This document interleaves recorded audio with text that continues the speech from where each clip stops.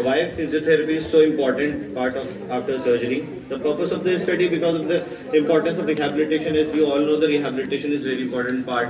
Recovery and return to the normal activity. अगर हम directly उसको मतलब सर्जरी के बाद डायरेक्टली एक्टिविटी के लिए बोलेंगे तो वो कहीं ना कहीं उसको आगे जाके परफॉर्म करने में दिक्कत आएगी, एक्टिविटी करने में दिक्कत आएगी. तो उसको फेजेस में डिवाइड करते हैं. फेजेस के अकॉर्डिंग हम जब स्टार्ट करते हैं तो इसमें 4 टाइप के फेजेस होते हैं generally. First is pain management phases, दूसरा प्रोटेक्टिव मोबिलाइजेशन, दूसरा natural stabilisation, third was is dynamic stabilisation. Basic concept is first pain management, यानी जब वो पेन मैनेजमेंट वाला फेज होता है जब स्टिचेस लगे होते हैं पेशेंट्स के. Stitches for basically for 15 days के लिए रहते हैं. कोई भी सर्जरी होती है तो उसके बाद वो डिपेंड करता है कि सर्जिकल साइट कैसी है, हेल्दी है या नहीं है. उस टाइम पे जो हम लोग फेजेस करते हैं इसमें भी अब डिपेंड करता है. जब हम लोग स्टार्ट करते हैं पोस्ट ऑपरेटिव डे 1, जिस दिन सर्जरी होती हो तो 0 काउंट होता है और डे 1 नेक्स्ट डे से काउंट होता है.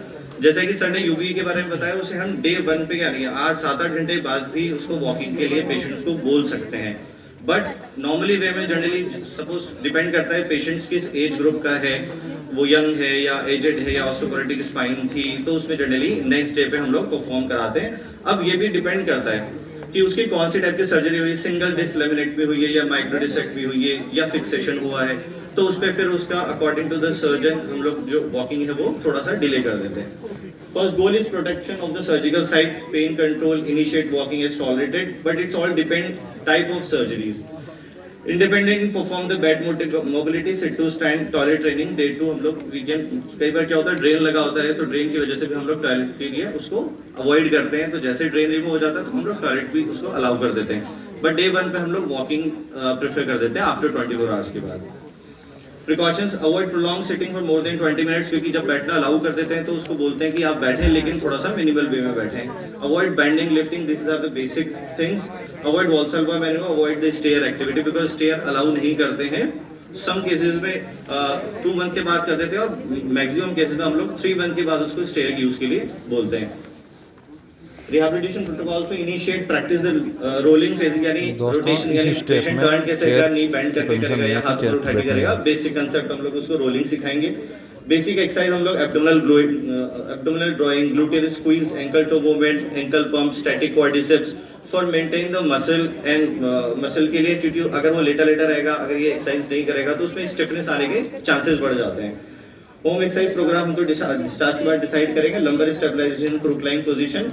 Walking session to be initiated with and without support with the LS belt. LS belt हम लोग अगर लंबर सर्जरी हो तो एलएस बेल्ट देंगे for protect the surgical site and protect the जो भी वहां पे सर्जरी फिक्सेशन हुआ है उसके लिए. बता सकते हैं पेशेंट्स को, वो दिन में 2 बार भी चल सकता है, 3 बार भी चल सकता है. It's all depend and pain tolerated according to. Patient discharge 3 to 4 days, डिपेंड करता है कि सर्जिकल साइट हेल्दी है कि नहीं है, उसमें कोई और कॉम्प्लिकेशन तो नहीं आ गए हैं. जनरली 99% कोई दिक्कत नहीं आती है. पेशेंट को 3 से 4 दिन बाद डिस्चार्ज कर दिया जाता है.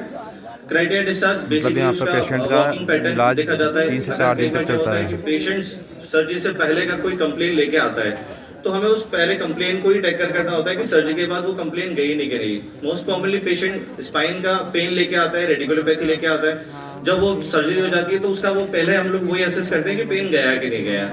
उससे पहले हम लोग उसके मायोटोमल लेवल भी चेक करते हैं कि मायोटोमल लेवल पे उसकी कोई वीकनेस तो नहीं थी, लाइक डॉर्सिफिकेशन वीक तो नहीं था, यानी उस लोअर वो अकॉर्डिंग टू द मायोटोमल लेवल कि कौन सा लेवल पे उसे डिस्क है. सबसे मोस्ट कॉमन लोअर स्पाइन भी जाती है तो वहाँ पे हम लोग ईएचएल एंड डॉर्सिफिकेशन देखते हैं कि उसकी पावर मेंटेन है कि नहीं है या फिर सर्जरी के बाद वापस कैसी आ गई है.